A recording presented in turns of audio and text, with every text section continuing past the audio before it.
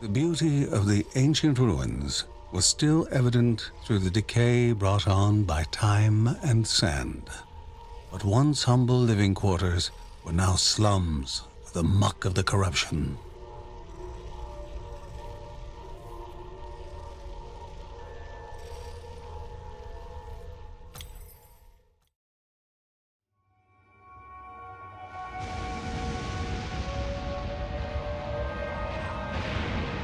John thought he heard his mother's voice calling, "Wake up, John, wake up."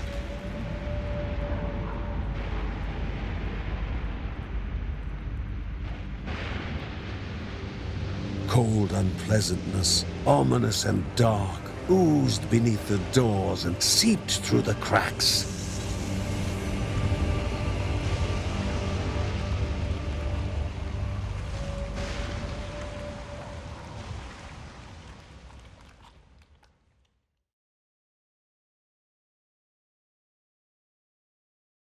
She just wanted to survive until her child was born, as if her own life was naught compared to the future that she carried within her. And from her husband, she just wanted a way to save Hope. Hope, the name she had picked for their child.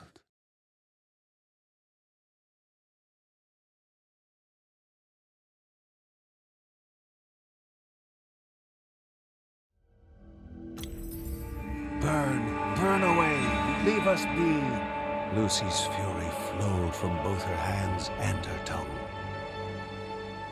The black thing, unmoved, symbolized the grim resolve of a dark being. Mark shivered as he looked upon the seemingly indestructible sacrificial altar that had come for his unborn sibling.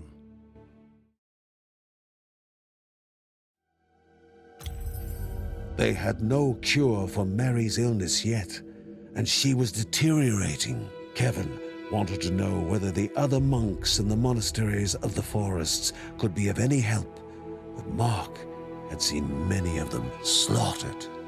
The only way was their mission.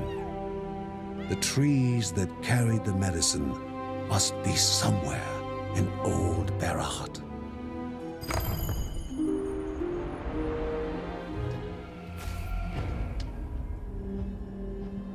In days gone by, the life of the desert folk depended on the trees. Now, the same pieces of wood were taking their lives. The Bergson wondered if Mary's cure could be found among the corrupted trunks and branches.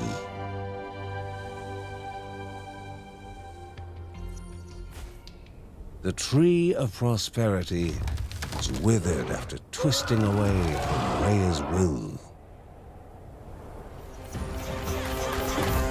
The spirit cracked as bark splintered and left behind the seed that the Bergsons were looking for.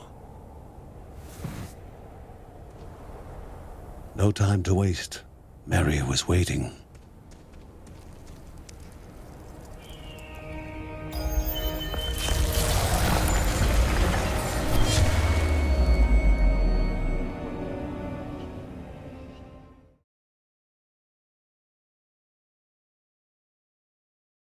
A sip of the potion was enough for Mary to open her eyes and for John to exhale with relief.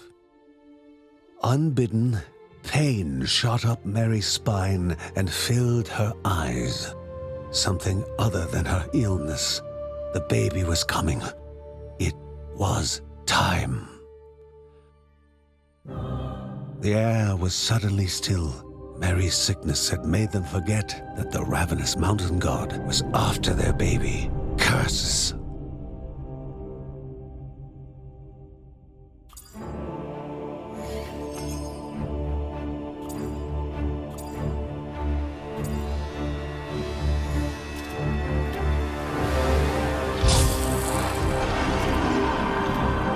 The black altar had come alive with an ominous will. Even Rhea's light couldn't keep it at bay, couldn't delay the evil of the sacrifice forced upon them.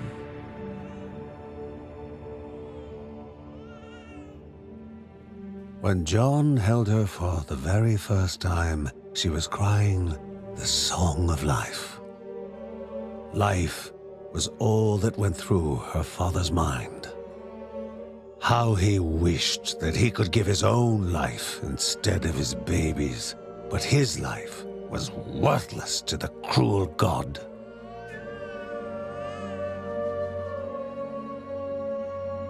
Mary burst into tears. She feared that John was going to give up their baby to save the world, a world that at this moment was worth nothing at all to her.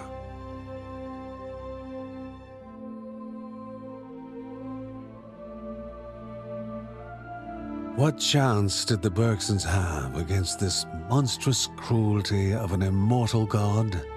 What a rotten fate that had doomed them to this destiny. How could John accept this heinous cycle of looming apocalypse and child sacrifice? His whole body shook from the conflict inside him. Every glance from his family was like a mortal wound to his heart. Would they let hope die this day?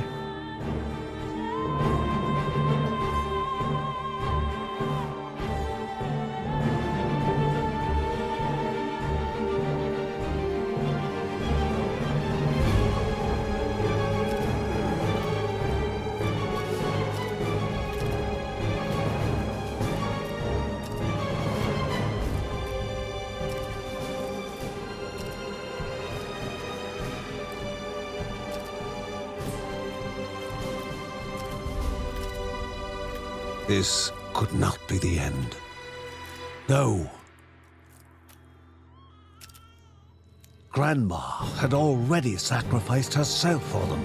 There would be no more sacrifices.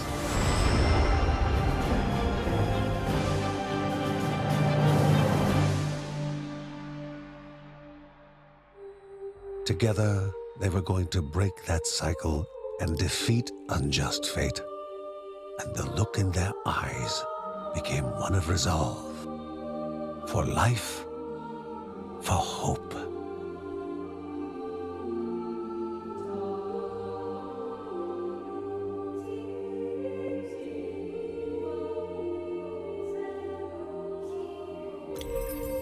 Would their decision bring even more of the mountain god's corrupted wrath upon them? They worried together.